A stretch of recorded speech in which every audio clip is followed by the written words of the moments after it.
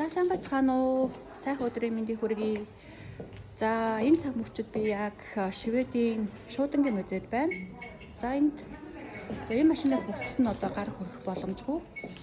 Энэ нэлээд дээр үеийн юм одоо постны тэрэгнүүд байна. Энэ гэрэл нь ягаад ангичаад байгаа юм болов? За энэ Шуудангийн машинуудыг бас гэрэл гарахаар харуулнаа. Энэ үүдэнд байгаа энэ хүү баримлал нь одоо урталт нь ингээд проектор байрлуулчихсан. Ерөнхийдөө ингээд музейнийхээ үйл ажиллагааг танилцуулж ярьж байсан дижитал хэлбэрийн бас дэвшилт гэж харж байна.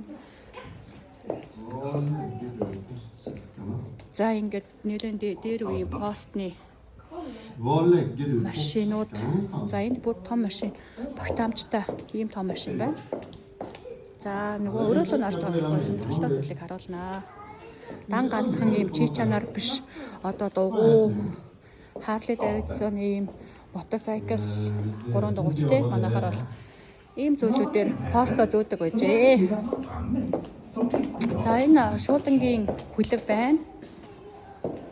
За энд болохоор Шведийн энэ чин Герман Шведийн хоорондын дайны зураг байна. Их хувь нь Берлинд байдаг гэж байна.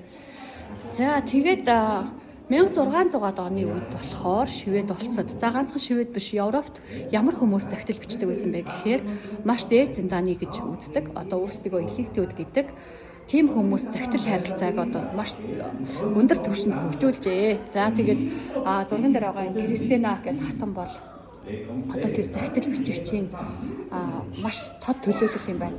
За 10,000 гаруй захидал нь одоо болтол их байраа хатгагдсан байдаг. Гэхдээ энд бичснээр болохоор гэр бүлийн одоо төрөлх хэл болох герман хэлээр бичсэн байдаг гинэ. Яагаад гэхээр одоо энэ хүү хатны аав нь болох 2-р Адольф Густав хаан Германд дайнд оролцоод за энэ дайнд оролцоод явж байгаа үед нь Кристина хатан одоо аавдаа захидал бичээд гой сайхан зүйл авчирээч, хурдан гэр орондоо эргэж ирээч, ингээд санаж байна гэсэн утгатай захидлыг бичсэн байдаг. За тэгээ зөвхөн аавдаа бичсэн биш өөр бусад хүмүүст бичсэн захидлаараа ингээд 10,000 гаруй захидлыг орчин цагт ингэж үлдээжээ. За энд одоо бичснээр бас үндэсний музейд одоо Кристинагийн захидлуудаас байдаг гэж байна.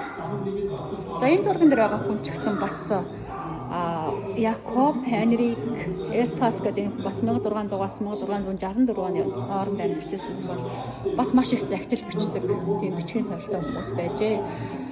Яагаад дээдсүүд одоо захидал бичдэг байсан бэ гэхээр дундаас доош давхаргын хүмүүс ажил амьдралын төлөө зүтгэж ч юм уу бичиг үсэг бас хараахан тайлагдаагүй.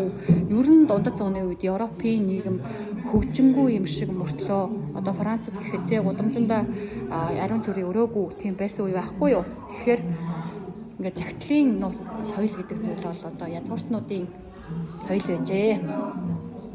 За зөвхөн үүдний хэсэгт нь л ингээд байрлуулахад ийм олон зүйлийг одоо ярьж болж байна. За энэ баримтлыг ч гэсэн ингээд проектортай замын хөдөлгөөд юм ярих боломжтой болгочихсон. За өнөөдөр Шведийн музей бас нэг давуу тал нь бүхий л хэсэгтэй юм сонсдог. Одоо ингээд чихээ наах юм бол ингээд уншихгүйгээр зүгээр ингээд сонсох боломжтой болгочихсон байдаг. За ингээд ерөнхийдөө бүхий л түүхэн юм байна. Ийм төмрөөр хийсэн нэлээд хүнд ахалтай юм. Copy of Fosclian Brücker тэр 1680-аас 720 оны хооронд гэж ашигладаг байсан төмөр одоо Шуудангийн ийм тэмдэгний тэгтээ копи гэж байна. За зөвхөн үүдний өрөөг нь одоо олоход ийм байна. Одоо жишээ нь газрын зураг дээр ч гэсэн тухайн үеийн Шведийн газрын зураг байна. За тэгээд хаанаас хаа хүртэл нь шуудан харилцаа ингэж явдаг. Яаж одоо манай өртөөний алба шиг явдаг байсныг нь за мөний бас проектор зааж агаад ингээд гэрлэлээр тавьчихсан байна. Тэгээ маш тийм боловсронгуй харагдаж байна. За тэгээд цаашаа би бичлэгээ өргөжлүүлж хийнэ. Гэхдээ зөвхөн үүдний хэсгээс нь одоо тайлбарлахад юм байна.